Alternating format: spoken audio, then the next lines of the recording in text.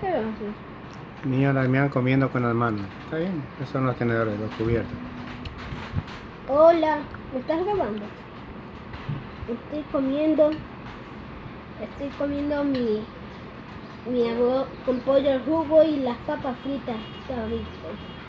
La ensalada. También estuvo rica. Jugo de. Y tomé jugo de sandía. La sopa. Me la voy a comer después del arroz. El mi hijo no comió.